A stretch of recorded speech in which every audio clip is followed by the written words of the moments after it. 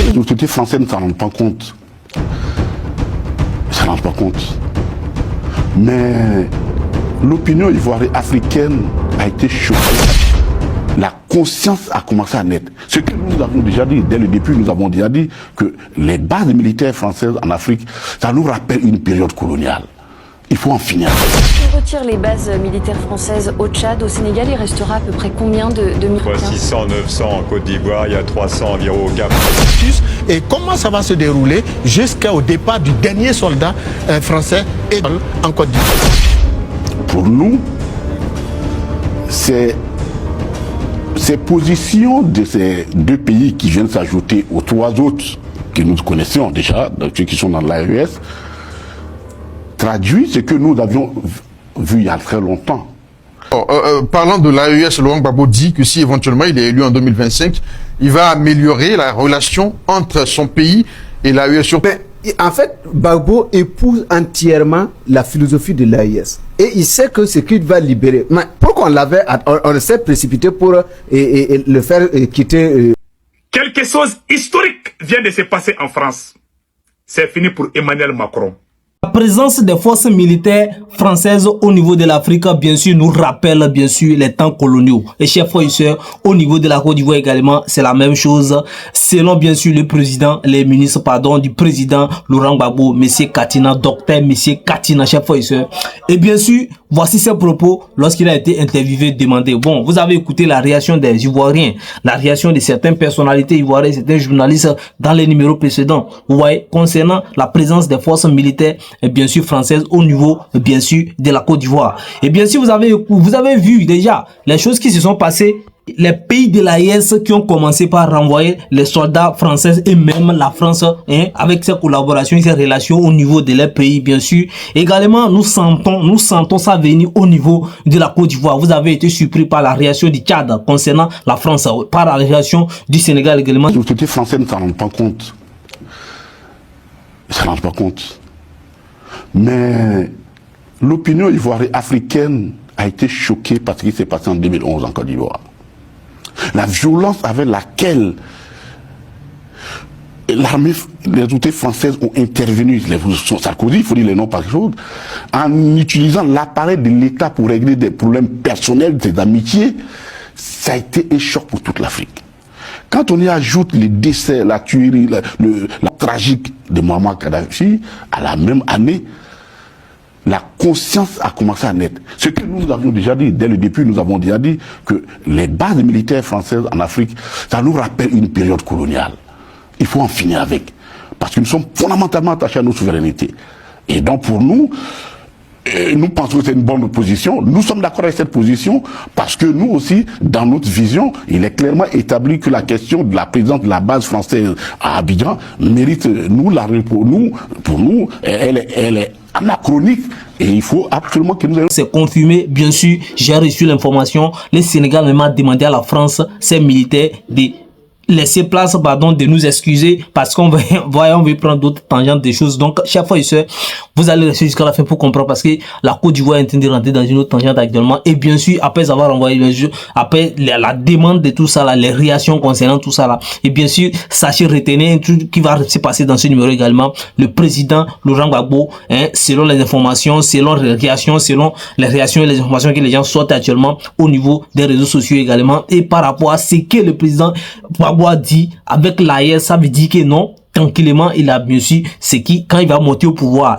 si cela est arrivé, comment, si c'est possible, et bien sûr, s'il a gagné les élections, les relations du président Laurent Gbagbo avec l'AES seront comme ça. Vous voyez, non, ils vont renforcer, ils vont se comprendre mieux parce que, donc, si on analyse bien la gouvernance du président Laurent Gbagbo avec la gouvernance des pays de l'AES actuellement, ils ont presque les mêmes tangentes en étant contre la CEDEAO, en étant contre peut-être, non, pardon, la France et leurs convictions. Donc, chers frères et sœurs, vous allez rester jusqu'à la fin pour comprendre la situation. On revient pour en décortiquer. N'oubliez pas de donner votre avis dans les commentaires parce que c'est très important d'ici la TK. Quelque chose historique vient de se passer en France. C'est fini pour Emmanuel Macron. Son premier ministre, Michel Barnier, va démissionner dans les heures qui viennent. Parce que les motions de censure là, les députés viennent de voter tout de suite. Avec une majorité absolue. Ça, c'est la première bonne nouvelle.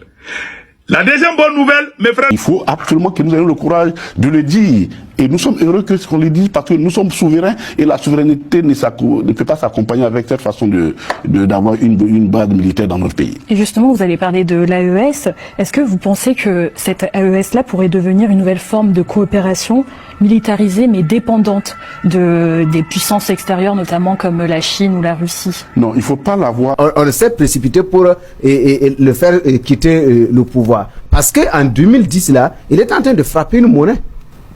Lui seul, parce qu'il sentait que les gens ne voulaient pas sortir réellement du franc CFA. Et lui s'était engagé à prendre ses responsabilités. Mais comme vous le voyez, pendant qu'on est en train de parler de la situation militaire de la France dans les pays de l'Afrique de l'Ouest, en tout cas le Sénégal, le Bénin, oui, on en a parlé ici, le Niger, le Burkina Faso, aujourd'hui la Tchad, le Sénégal, aujourd'hui la Côte d'Ivoire, on est en train de parler, mais c'est parce que c'est pas une sortie officielle au niveau de la Côte d'Ivoire, mais les choses c'est pas, les gens parlent, les gens en disent beaucoup de réactions, vous avez écouté dans les toujours, vous allez écouter encore, vous allez écouter la perception des autres personnes concernant ces situations et les histoires des militaires français au niveau des pays de l'Afrique. Bon, vous savez, aujourd'hui, les gens n'ont pas oublié l'histoire des Kadhafi, les gens n'ont pas oublié l'histoire des, bien sûr, comment on appelle-t-on, le président Laurent Gbagbo pour les histoires, les crises post-électorales et l'intervention de la France concernant tout ça, les gens n'ont pas oublié. Et bien sûr, je pense que ces passés-là sont en train de réagir, de refléter ou bien d'affecter nos présidents actuellement, nos convictions également,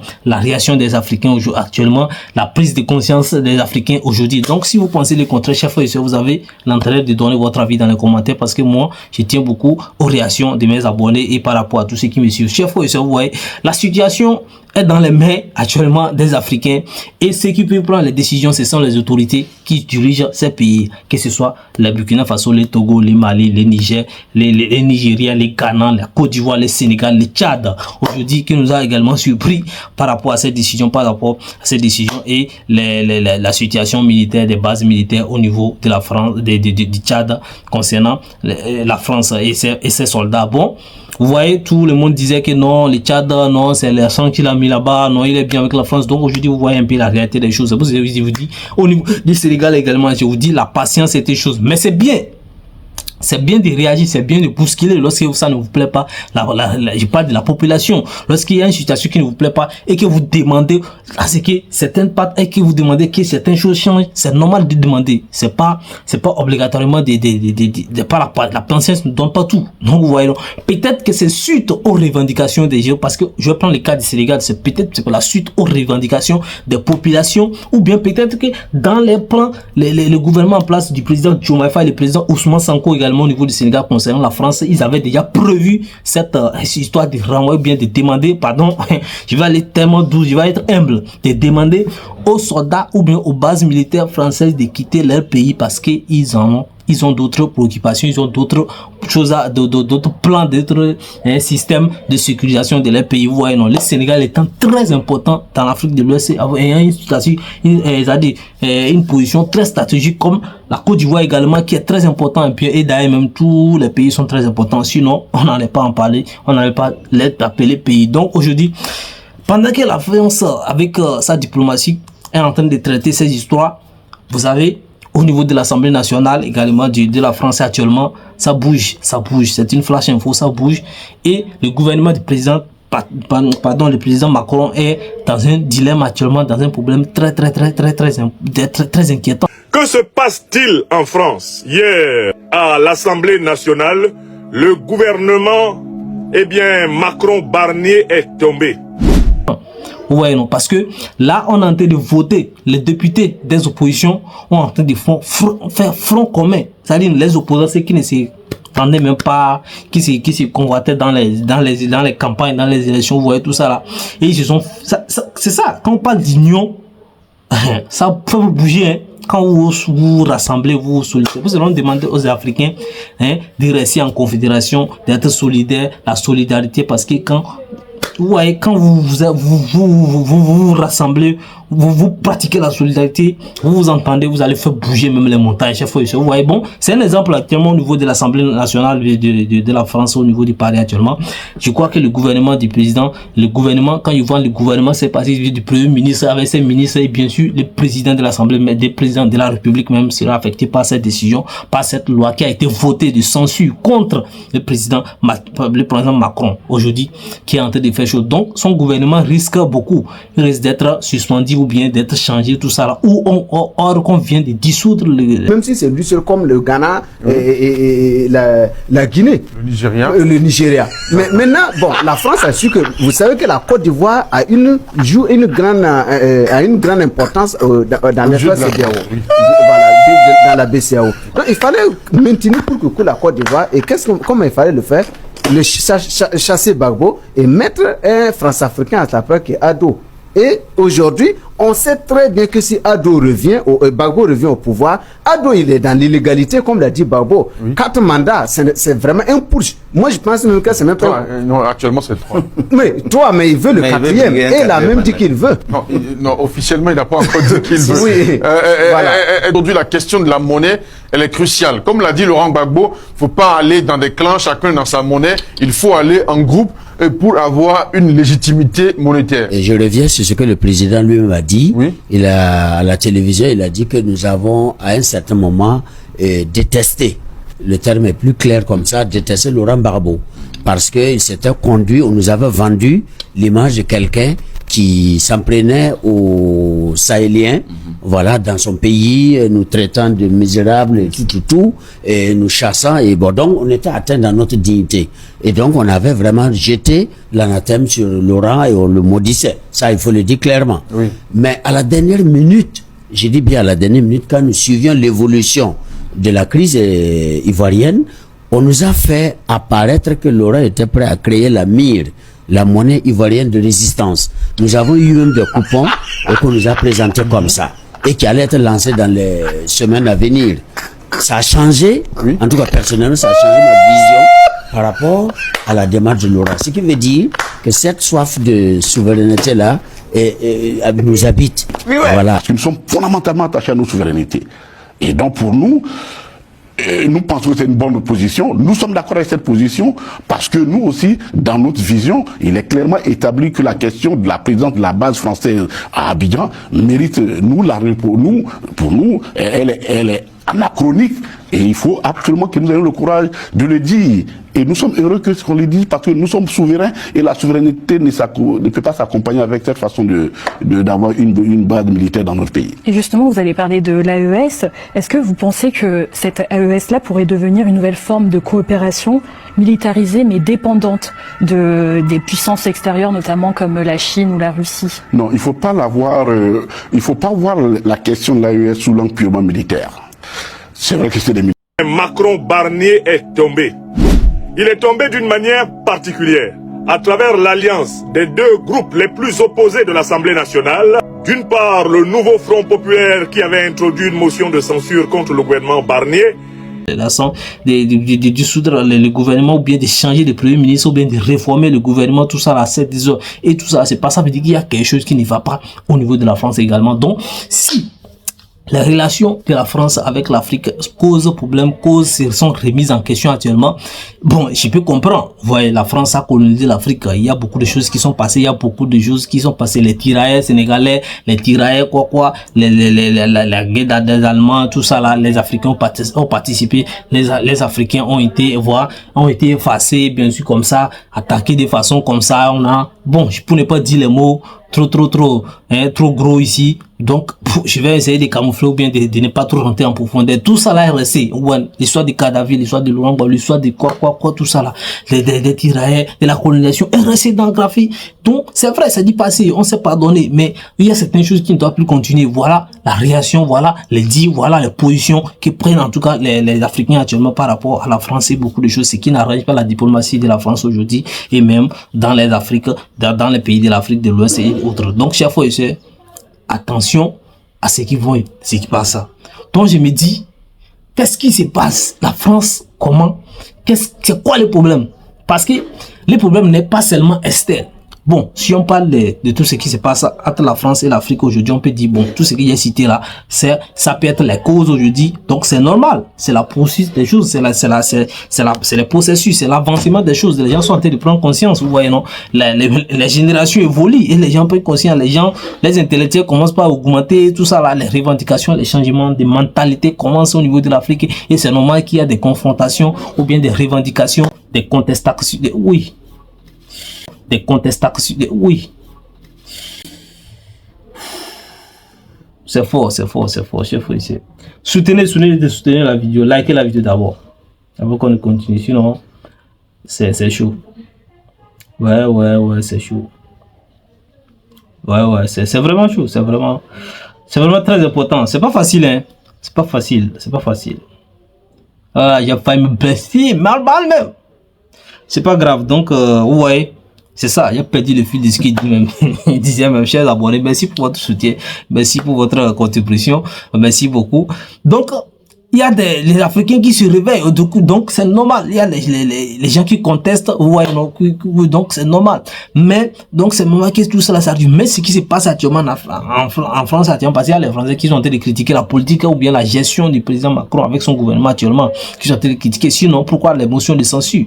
Les motions de censure étant venues, bon, c'est vrai, au Sénégal, il y a des jeunes qui se sont levés, qui ont demandé à ce que, qui ont fait des marches, qui ont fait des demandes à ce que les présidents Diomaye Faye, les présidents Ousmane Sonko renvoient les bases militaires ou bien au niveau du Sénégal très rapidement. Vous voyez, ça c'est passé. Après, il y a des députés qui ont dit qu'ils vont voter, qui vont faire des motions de censure. Le président Ousmane Sonko, le premier ministre Ousmane Sonko les a dit tranquillement qu'il il n'y aura pas ça. Ils n'ont qu'à aller se calmer. Il s'est rien passé. Ouais, non, ça veut dire qu'ils ont maîtrisé ce qu'ils sont en train de gérer au niveau du pays. Donc ça, les gens ont proposé ça, ça n'a pas marché là-bas.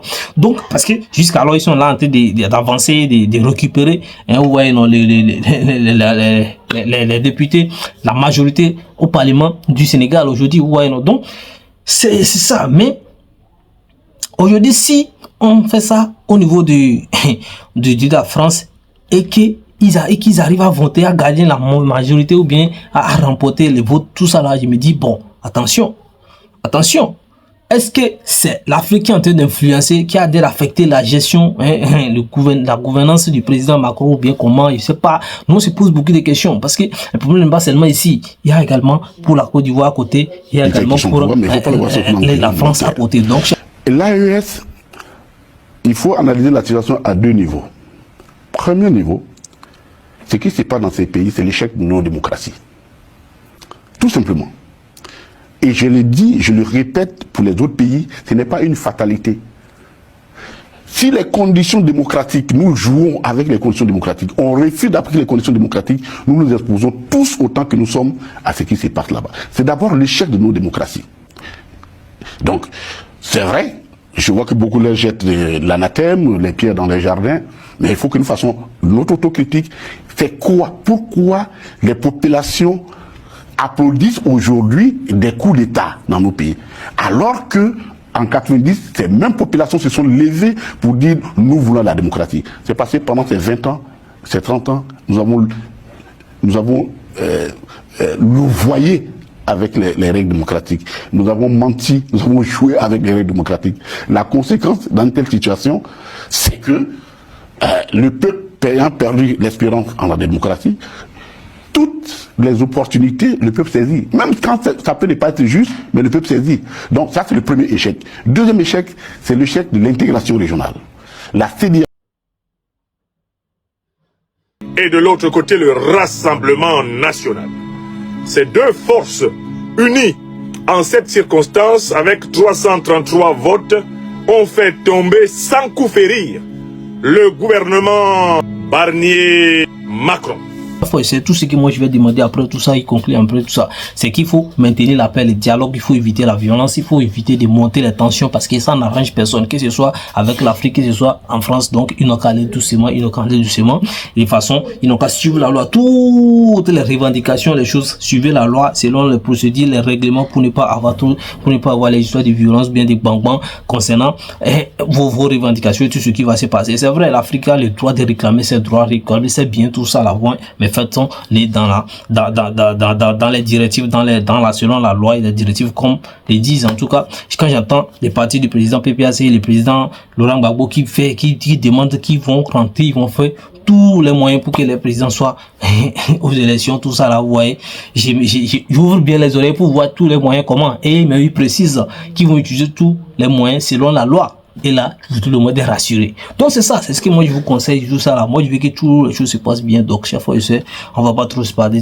Donc je pense que l'histoire, bien sûr, la présence des forces militaires aujourd'hui en Afrique sont en train d'être rayées un peu tout petit peu. Donc, et je pense qu'on va passer de là. On va passer. C'est vrai qu'il y a des autres pays qui n'ont pas encore demandé, qui sont bien actuellement. Je pense que ça les cause un problème et on peut pas les accuser pour ça. On peut pas les en vouloir pour ça. C'est leur position, c'est leur souveraineté. Ils ont le droit de décider ce qu'ils veulent avec leurs partenaires. Et donc, aujourd'hui, les pays de l'AES multiplient leurs relations avec d'autres pays, la Russie, la Turquie, tout ça là. Bon, c'est eux qui veulent, ils vont traiter avec la France. Sinon, c'est leur droit. Ouais, c'est le droit le plus absolu. Donc, je pense que là-bas, c'est pas des problèmes. Donc, nous souhaitons bonne chance à tous les dirigeants, à tous les peuples africains, tous les peuples, bien sûr, de la diaspora africaine, bien sûr, tous les peuples français et européens. Donc, chaque fois, du monde entier, même d'ailleurs, d'ici la portée ou bien, on va s'arrêter ici.